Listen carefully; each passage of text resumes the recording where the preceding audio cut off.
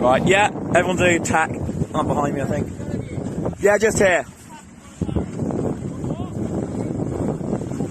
Go.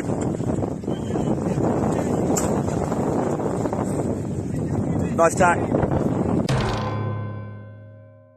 When preparing to tack, the helm should communicate their intention to tack to the crew.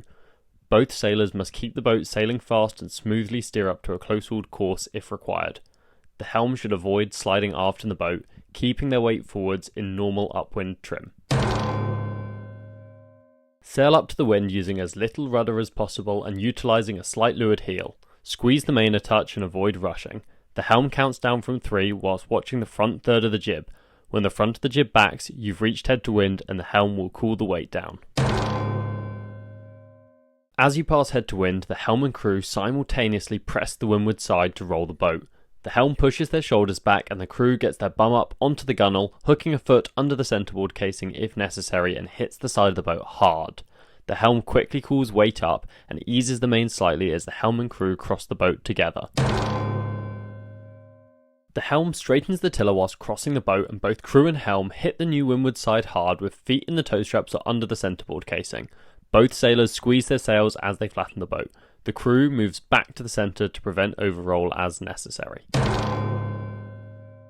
Adam, the helm in the video, has a couple of top tips. He recommended talking through boat chat with your crew to ensure you both know what communication to expect whilst tacking, and so you can adjust the movement as required.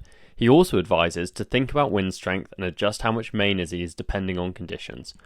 My top tip would be to avoid yanking the sails, particularly the jib, in too tightly when the wind is light. This will close the slot and prevent acceleration out of the tack. Rule 42 concerns actions which illegally propel a boat, such as pumping. This is especially relevant in umpired team racing, as umpires can give a 2-turn red flag penalty for breaching Rule 42 at will, without the need for a protest.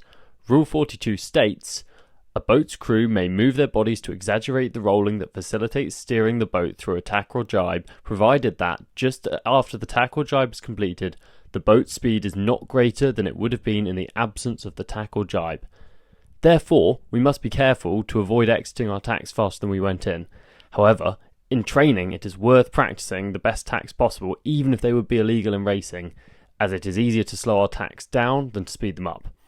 Rule 42 also prohibits repeated tacks or jibes unrelated to changes in the wind or to tactical considerations, so avoid excessive tacking when racing so as to avoid attracting the umpire's attention. Umpires generally want to be certain before giving a Rule 42 penalty, so you're much more likely to be penalised for a sequence of illegal tacks than for a one-off tack that accidentally gives you a small pump. Thanks for watching. If you enjoyed, please consider liking and subscribing.